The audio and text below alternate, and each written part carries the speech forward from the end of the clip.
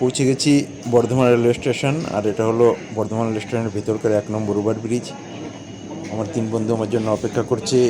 লাল bag পিঠে বিশ্বজিৎ, সাদা গেঞ্জিতে প্রলয়, সবুজ গেঞ্জিতে সুজয়। আমরা ঠিক করলাম যে একটু সেলফি নিয়ে নেব এবং সেলফিতে সবাই একসাথে যেন আসতে পারি। সুজয় খুব উৎসাহিত হয়ে আছে, বিশেষ করে ও যে কোনো জায়গায় গেলেই একটু ওর ভিতরে এক্সট্রা এনার্জি কাজ করে। আমরা বেশিক্ষণ ওভারব্রিজে থাকবো না, এখান থেকে ধীরে ধীরে নেমে যাব 1 নম্বর প্ল্যাটফর্মে। আমাদের আজকের গাড়ি দার্জিলিং মেল অলরেডি 35-40 মিনিট লেটে চলছে। যদিও ভিডিওতে যা কথাবার্তা চলছে তা হাসাহাসিরই। দেখতে পাচ্ছেন যে ঘড়িতে সময় রাত 12টা, প্রায় 40 মিনিটের কাছাকাছি লেট। গাড়ি এখনও আসেনি, কিছুক্ষণ অপেক্ষা এখনও করতে হবে আমাদেরকে। অ্যানাউন্স হয়েছে। সুজয় আমাদের ঠিকই আছে, সবসময় কিছু না কিছু ফিঙ্গার আপ করে নিজের দেখাচ্ছে। বর্ধমান প্ল্যাটফর্ম, গাড়ি ঢুকে গেল দার্জিলিং মেল। আমাদের কম্পার্টমেন্ট আসছে। হ্যাঁ,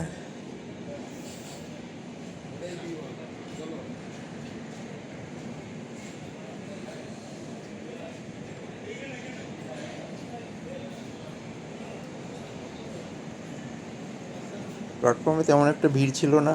গাড়ি মোটামুটি এসে দাঁড়ালো। আমরা ধীরে ধীরে নিজের কম্পার্টমেন্টের দিকে যাচ্ছি। বন্ধুরা একে একে গাড়িতে উঠছে। ভিডিও করার জন্য আমাকে শেষে উঠতে হলো। যাই হোক,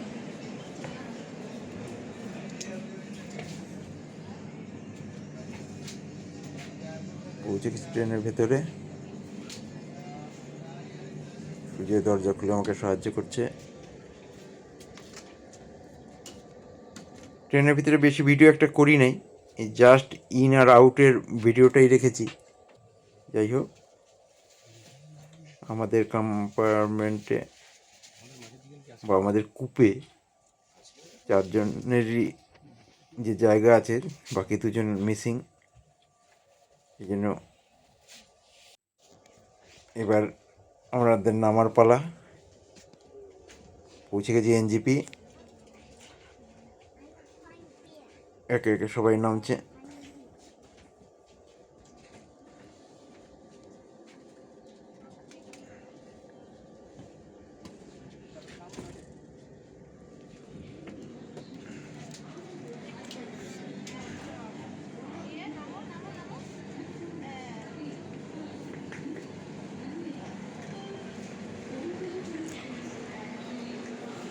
এনজিপি প্ল্যাটফর্ম নেমে একটু ধাতস্থ হয়েই সামনে চলমান সিঁড়ি, সেদিকে এগোলাম। পাশেই দেখলাম মোদিজির একটি প্লাকেট লাগানো আছে। যে হারে চারিদিকে প্ল্যাটফর্মের উন্নতির কাজ চলছে, ছবিটা দেখে খুব একটা খারাপ লাগলো না। আর মোদিজিকে দেখেই সামনে উঠে পড়লাম চলন্ত সিঁড়িতে।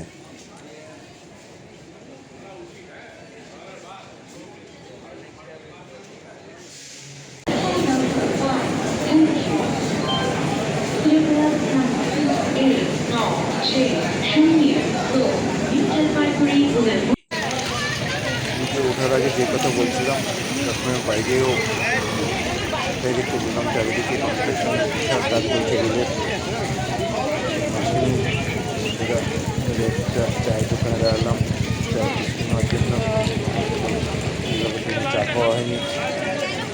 যাই হোক, চা খেতে খেতে আমি ড্রাইভারকে ফোন করলাম। ড্রাইভার করলাম পৌঁছে গেছি, আপনারা ট্যাক্সি স্ট্যান্ডের দিকে আসুন। আমি তো বললাম ঠিক আছে, আমরা তো আপনাকে বুঝতে পারছি না, গাড়ি কোথায় খুঁজে পাবো না। আমরা ট্যাক্সি স্ট্যান্ডের পাশে যে বড়ো বাথরুমটা আছে তার পাশে দাঁড়ানোর কথা বললাম।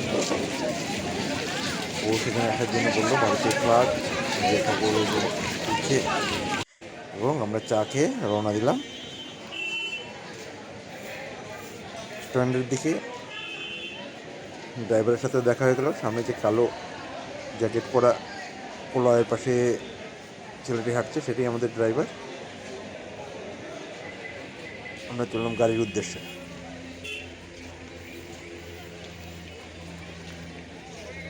আগের থেকে এনজেপি ট্যাক্সি স্ট্যান্ড অনেক বেশি খোলামেলা। চারিপাশে যেসব ছোটো ছোটো গুপটি বা ছোটো ছোটো ঘুমটি করা ছিল তা একবারে পরিষ্কার করে বিশালভাবে উন্মুক্ত ময়দানের মতো করে দিয়েছে, যাতে গাড়ির আসা যাওয়া করতে কোনো অসুবিধা না হয়। চারিদিকে খোলা ময়দান।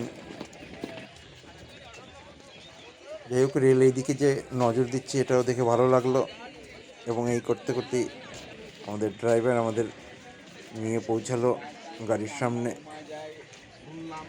আমরা যে যার ব্যাগ ডিকিতে রেখে ধীরে ধীরে গাড়িতে উঠে বসলাম এবং আমাদের গাড়ি ছুটলো লিটল রঙ্গিতের দিকে। লিটল রঙ্গিত দার্জিলিংয়ের কাছাকাছি একটা ছোট্ট গ্রাম। রাস্তায় পলাশ ফুটেছে। গেল বছর এই সময় আমরা পুরুলিয়া আর ঝাড়খণ্ডে ঘুরছিলাম হোলির সময়। এবার দার্জিলিংয়ে যাচ্ছি। যাই হোক, পলাশ দেখে ভালোই লাগলো। গেলবারও খুব ভালো পলাশ উপভোগ করেছি। একটা একটা না, যথেষ্ট পলাশের গাছ আছে দার্জিলিং যাওয়ার পথে এনজেপি থেকে।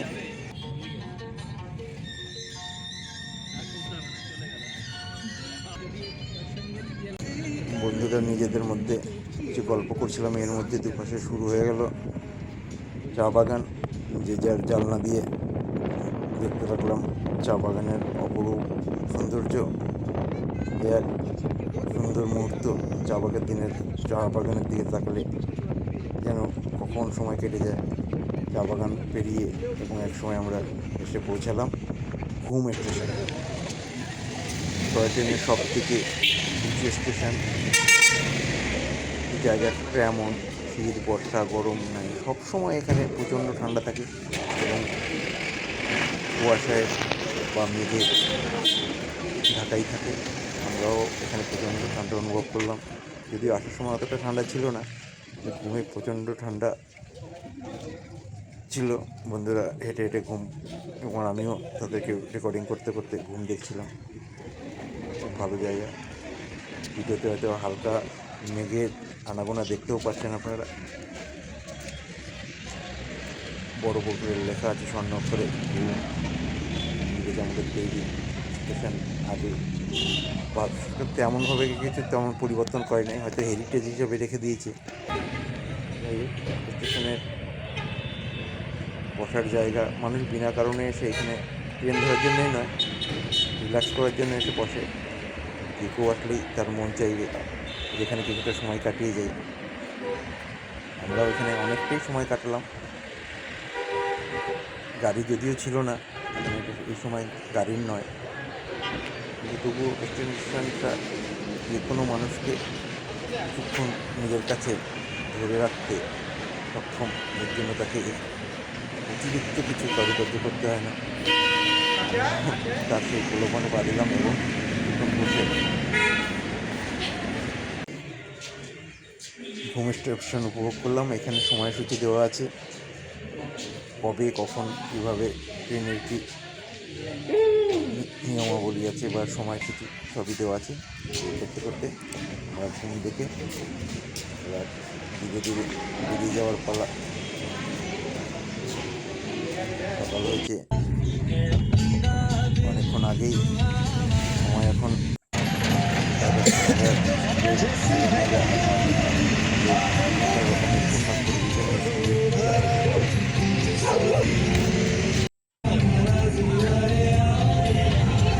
পড়াশোনা করতে রওনা দিয়েছি। আমরাও চললাম রঙ্গিতের দিকে। গাড়ি থেকে নামার পর হাঁটা পথ প্রায় 1 থেকে 1.5 কিলোমিটার, যেখানে গাড়ি যাওয়ার কোনো ব্যবস্থা নাই। আমরা সবাই হেঁটেই শুরু করলাম। আমরা টুকটাক ট্রেকিংও করে থাকি, এই জন্য খুব একটা অসুবিধা হচ্ছিল না, বরঞ্চ ভালোই লাগছিল। দুদিনের ঘুরতে যাওয়ার 1-1.5 কিলোমিটার ট্রেকিং। সামনে আমাদের যে হোটেলের কর্মচারী সে এসেছে, আমাদের দু একটা ব্যাগ নিয়ে সাহায্য করলো। বেশিরভাগ আমাদের ব্যাগ আমাদের কাছেই ছিল, কারণ তেমন কিছু লাগেজ আমরা নিয়ে আসি নাই। দুদিন থাকবো, 2-4টে জামা কাপড় ছাড়া, তবুও যেটুকু যা ছিল সে নিল। রাস্তার কাজ চলছে, দুপাশে পাথর ভাঙার কাজ করছে লোকাল বা স্থানীয় মহিলা পুরুষ সবাই। আমরা ভিডিও করছি থেকে দু একজন একটু লজ্জিতও হলো।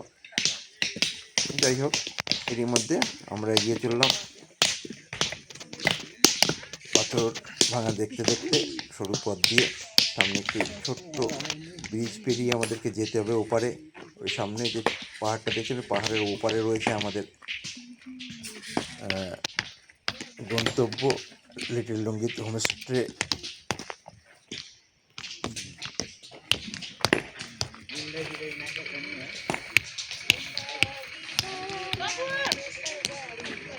এরই সাথে আমাদের শুরু হলো 1-1.5 কিলোমিটারের ট্রেকিং।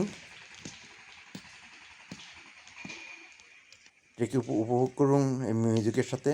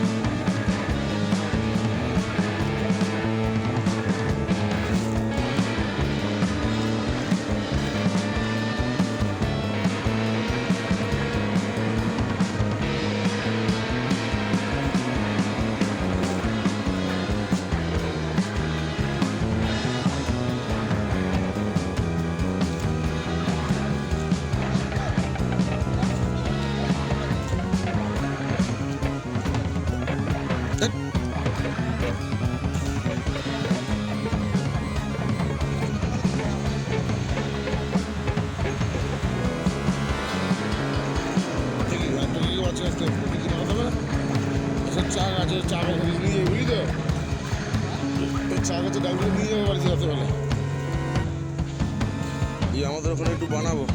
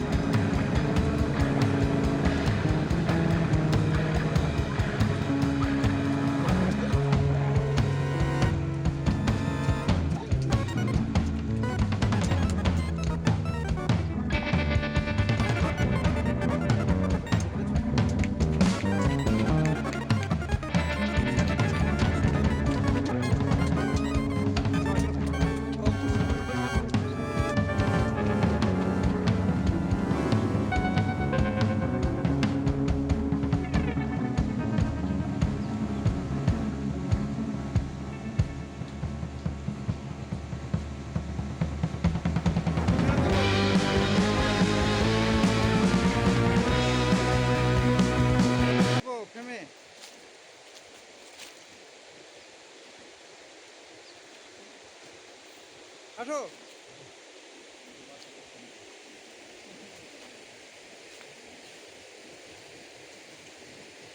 जवानों सीधा हो, आओ, आधे इधर जाओ, आधे उधर जाओ, बाकी हमारे पीछे आओ।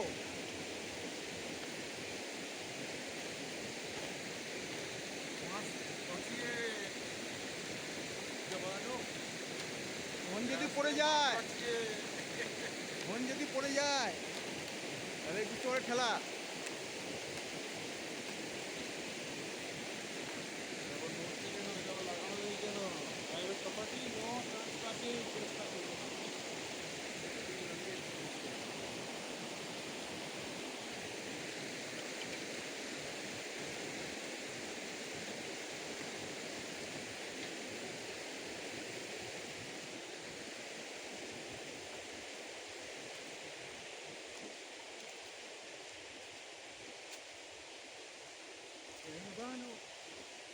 मेहरबानो, मैं किसी से प्यार करना है।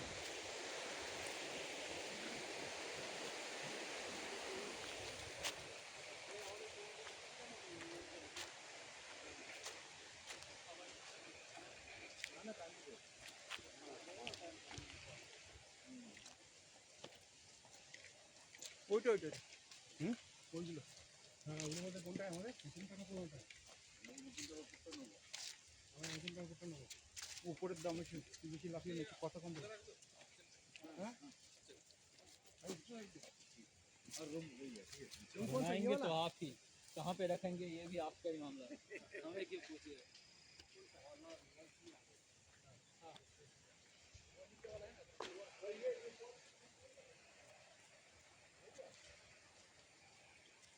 জাল জাল করে ভালো করে কষা কষা করে বানাতে হবে। হ্যাঁ কষা কষা করে তো ইয়ে করো।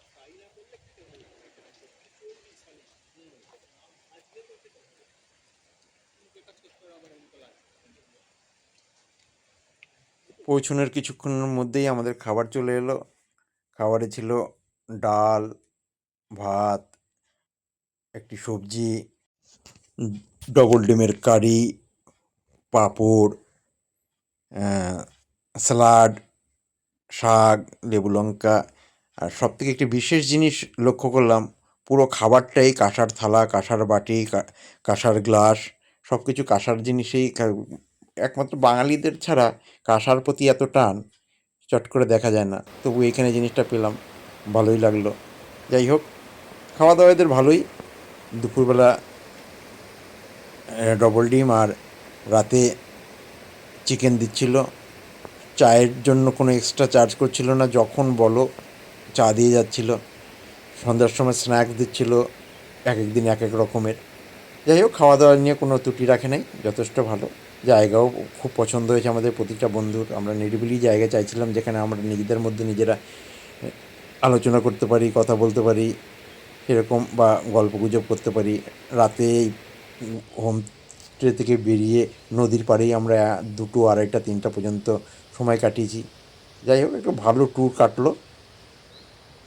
আবার হয়তো কবে এরকম একটা জায়গা খুঁজবো, আবার সেখানে যাওয়া, বন্ধু হয়তো পাল্টাতে পারে। কিন্তু বেশিরভাগ আমরাই থাকি, 2-1 জনে আপ অ্যান্ড ডাউন হয়। যাই হোক, শেষ অবধি একটু ভালো হোমস্টে এবং ভালো জায়গায় ঘুরতে পারার জন্য নিজেকেই নিজে ধন্যবাদ দিয়ে আজকে এই ভিডিও শেষ করছি। চারিপাশের নদী ও নদীর জলের বিভিন্ন রকম বাঁকের ছবি রেখে দিয়ে এই ভিডিও এখানে শেষ করছি। দেখতে থাকুন লিটিল রঙ্গিতের নদী ও হোমস্টের ও নদীর বিভিন্ন জলকেলির ছবি। ধন্যবাদ।